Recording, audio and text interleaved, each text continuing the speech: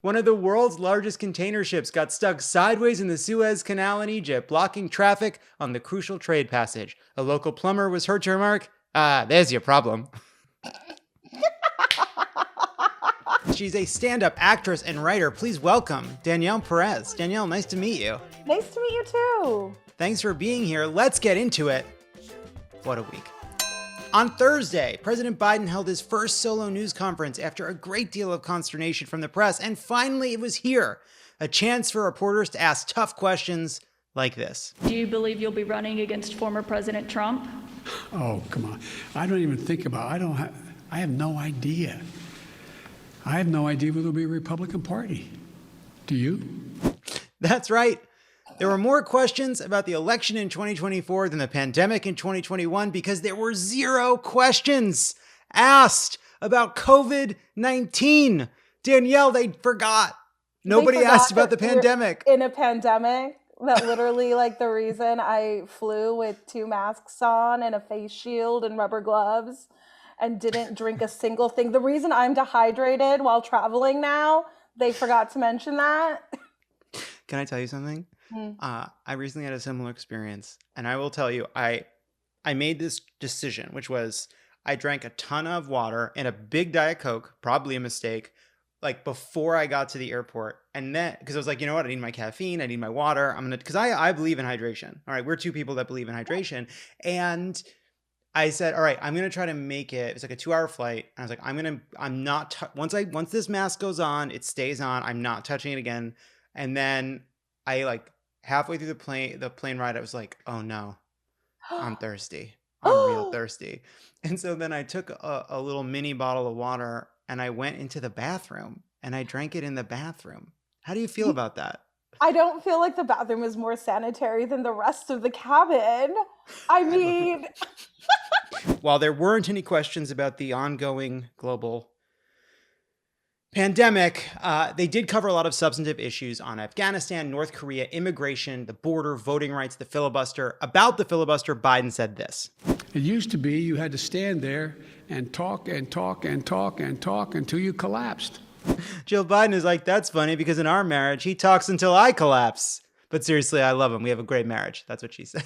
That's what she said about it. He talks until I collapse. I'm sorry, Danielle. Danielle, I'm so sorry. I was wondering when we were going to get to Joe Biden falling.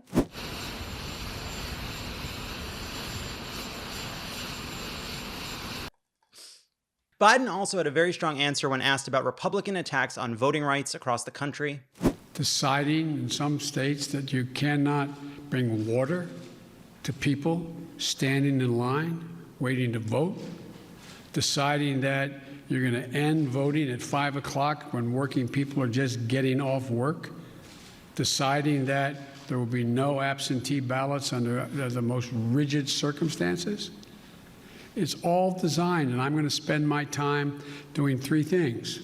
1, trying to figure out how to pass the legislation passed by the House, number 1. Number 2, educating the American public. The Republican voters I know find this despicable. Republican voters, the folks outside this White House. I'm not talking about the elected officials. I'm talking about voters. Voters. That was a great answer. It was a great answer. Yes. Really fits with some of the polling we've seen from Data for Progress and with Change Research emphasizing this is nonpartisan. It was a great answer, Joe. Here we go. You've flown all the way home. Now land that plane.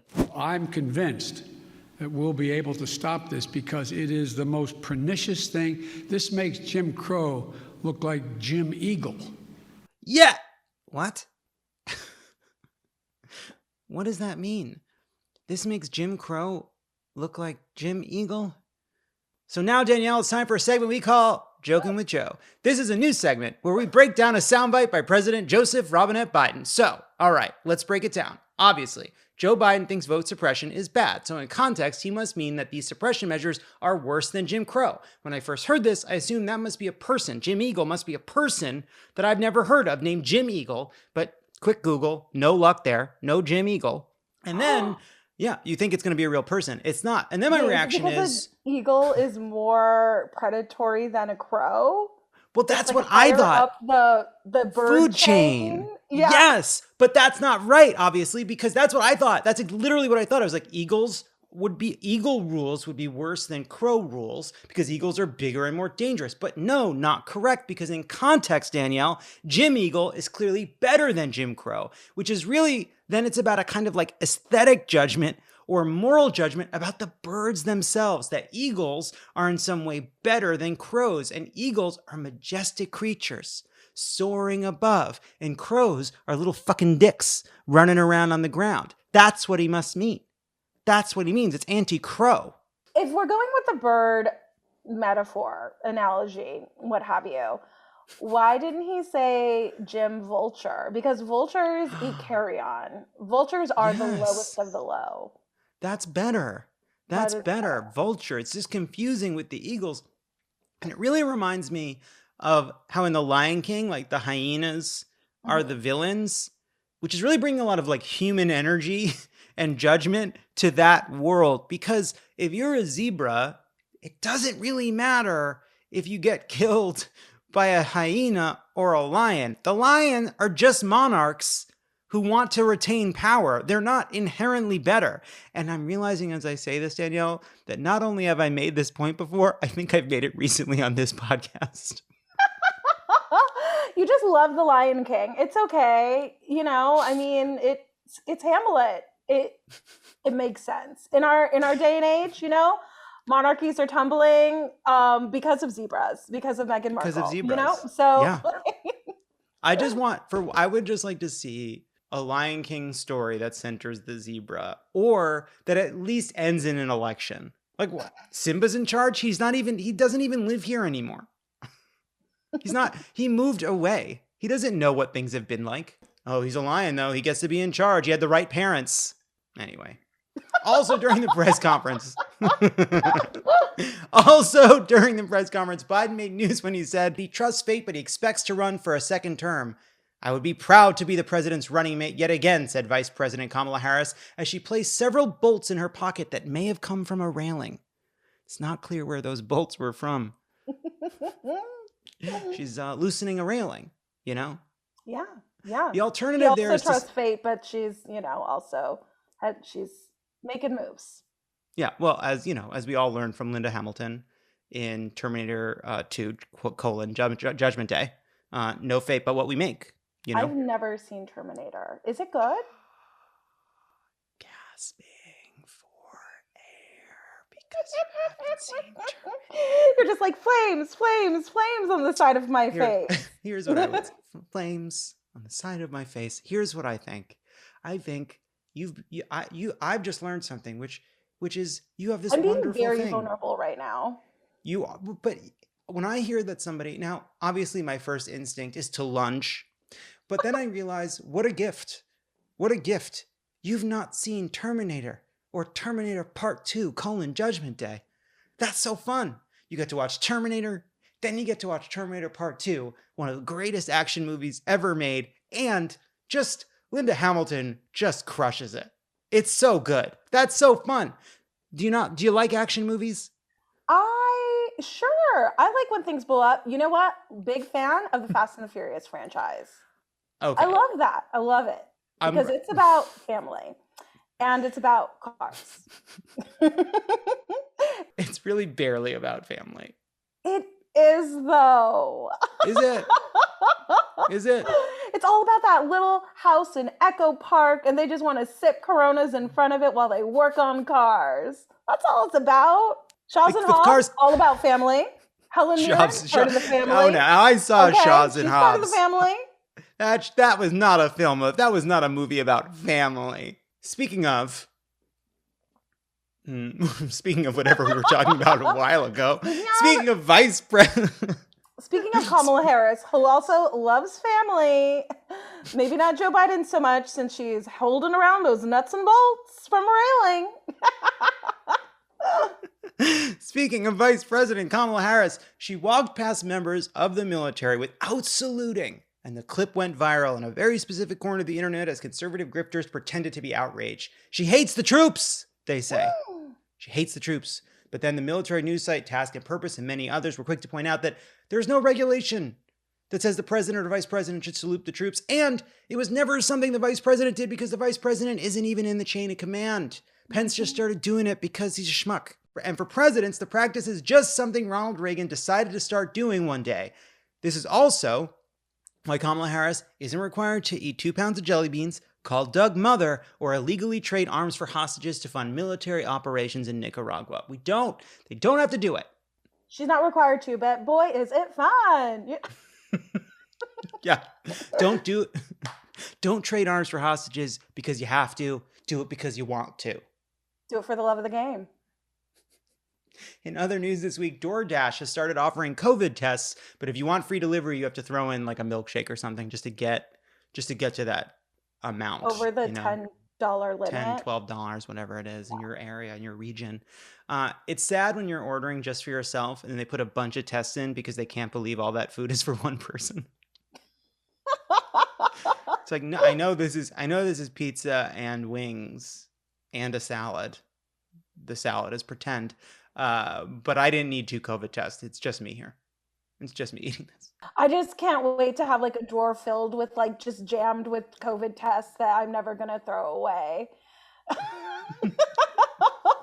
Because one day I just feel like I'm going to need it, you know? No, I totally, that's so funny. No, I totally hear you. It's like, this is the drawer where I keep, it's like Taco Bell packets, COVID tests, chopsticks, because if there aren't chopsticks in the bag, you're fucked. Also, some hand sanitizers that filled the gap during the pandemic have been found to have contained carcinogens.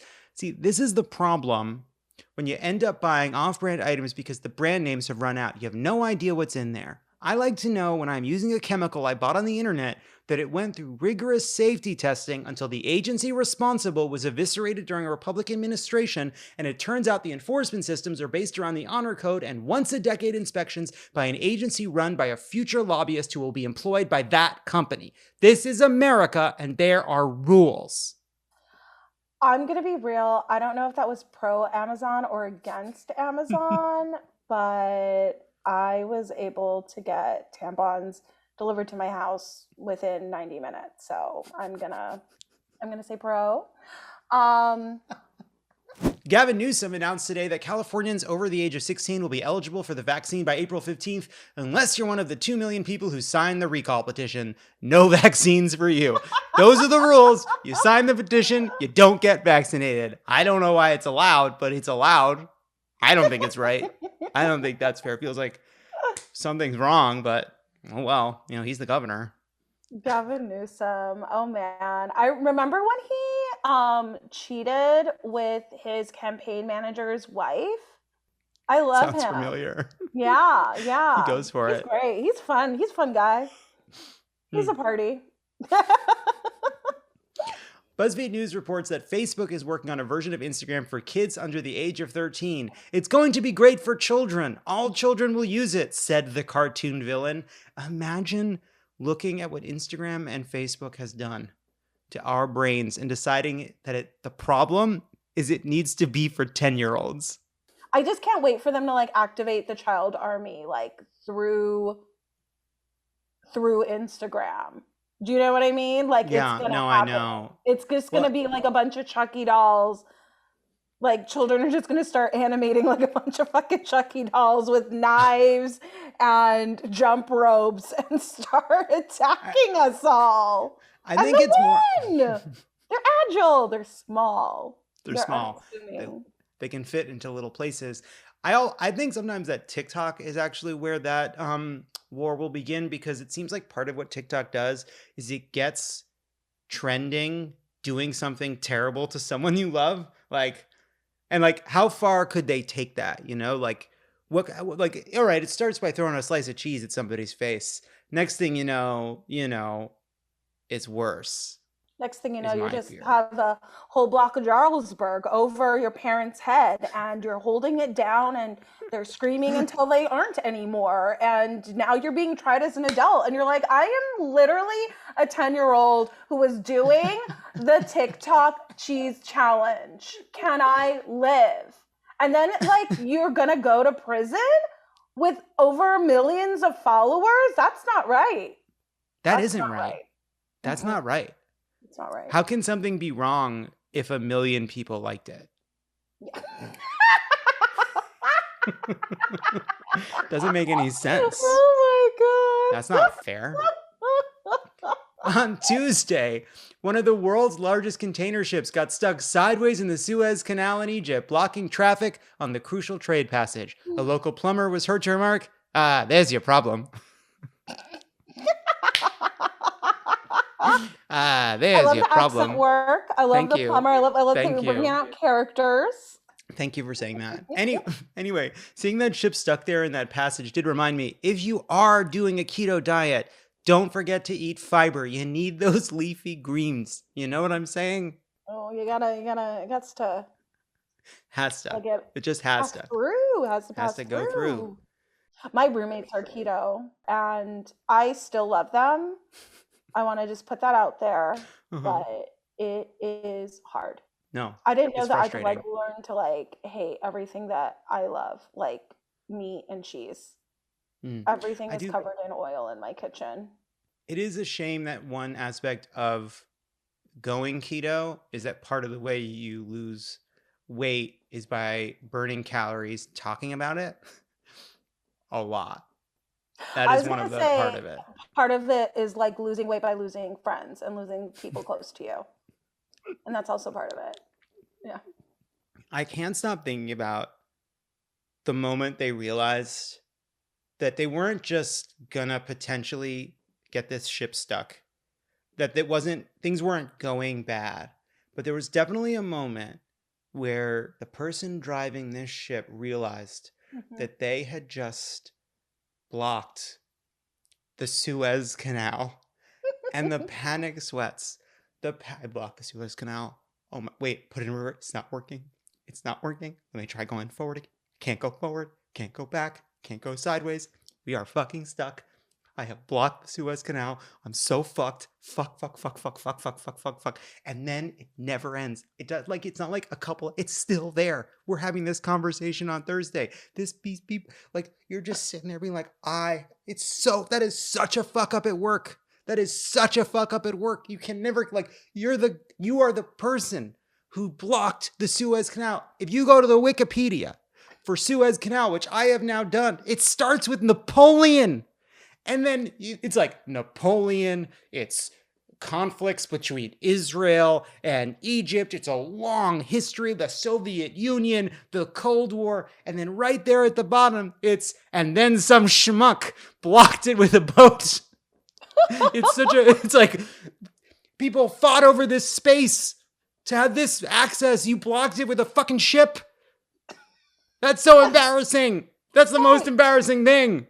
Look, but he's on that page, you know, he made it by hook or by crook, you know, he made it. Montana Governor Greg Gianforte received a warning from wildlife officials after killing a radio-collared wolf near Yellowstone National Park without first taking a mandated education course. You know who else could have really used the warning? That fucking wolf. I like how you know, like it's a warning for killing a wolf. It feels like there should be a stronger punishment. A warning? I mean, the wolf's already dead. Prince Harry has taken a job as an executive at a Silicon Valley startup. A spokesperson for Prince Harry told reporters he built up a ton of goodwill from that Oprah interview. If there's any left over after this, he might try rap. Oh my God, Prince Harry. I love that Prince Harry is like a good fit for like this Silicon Valley like culture, you know, just like he's fitting right in with the tech bros. What is it like if you get to work and your boss is fucking Prince Harry? You're like, I gotta explain to him how everything works, how like money works, how like going to the store, like how out of touch a boss, like how do you Prince Harry He's going to tell me what to do now. I do what Prince Harry says. This I random love it. kid, Well, maybe rich kid. like Prince Harry is really good in the imagination department and like dreaming up like concepts, because he's like, what if everyone just did things for you? And he's like, wait, people don't live like that? Like, you don't live like that? I've lived like that. Why don't we just make an app called Buckingham Palace, and literally it's just people doing shit for you? It's just Buckingham, but no vowels. That's what the app is. It's just called Buckingham. And as you say that, it's sort of hitting me that lowercase b, Buckingham. And as you say that, I'm realizing that it is the goal of many apps to make like the gig economy treat you like royalty, like 100%. Yeah. Shake Shack, please. Yeah. $5. Yeah. Take these to Kinko's and like fax them and copy them for me. Thanks. Hang this television, TaskRabbit. Yeah. What have you do? No, do you think Prince Harry does that? The kind of double clap from cinema? Maybe that's like the sound that the app makes, like once your like order's been processed, that like someone's on their way. And finally, Jay Leno issued an apology on Wednesday for his long history of racist jokes that targeted Asians. I'm sorry that this has distracted from the great passion of my life, he said, vilifying Monica Lewinsky. Oh my God, Jay Leno. I'm just glad that so many white people are taking this as a time to center themselves, when, Asians are being murdered and attacked daily. And white people are like, but me, remember me? The Tonight Show. Danielle Perez, it has been so lovely to talk to you. This was great. It was so much fun. Thank you so much. This was a blast.